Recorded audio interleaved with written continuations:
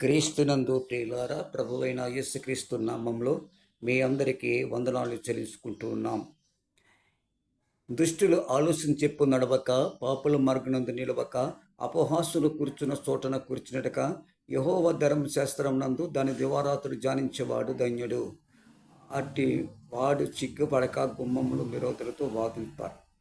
దేని బిడ్డలారా, ఈరోజు దేవుడితో మనం సహవాసం చేస్తున్నామంటే గమనించండి.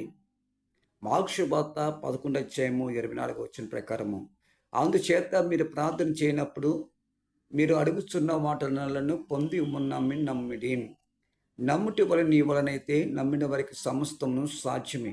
చూసి నమ్మిన వారికంటే చూడక నమ్మిన వారు ధన్యులు. అడుగుడి మీకు ఇవ్వబడను, వెతుకుడి మీకు దొరుకును, తట్టుడి మీకు తీయబడని వాగ్దానం చేసిన దేవుడు. మనం అడగాలి ప్రార్థన ద్వారా. ప్రార్థన అనగా ఆయనతో మాట్లాడట, ఆయనతో సంభాషణ.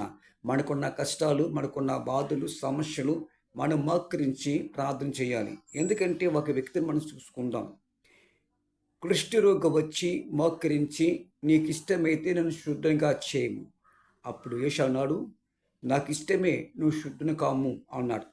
ఏ పరిస్థితుల్లో అతను అలాగన్నాడంటే, పరిస్థితులు అనుకూలంగా లేకపోయినప్పటికీ మోకరించాడు, ప్రార్థన చేస్తాడు. అలాగే మన పరిస్థితులు ఎన్నో ఉంటాయి. ఎందుకంటే మనకు నుంచి కష్టాలు కానివ్వండి, బాధలు కానివ్వండి, సమస్యలు కానివ్వండి, ఇవన్నీ కూడా చుట్టాలు లాంటి. అంటే చుట్టాలు వస్తారు, వెళ్ళిపోతారు.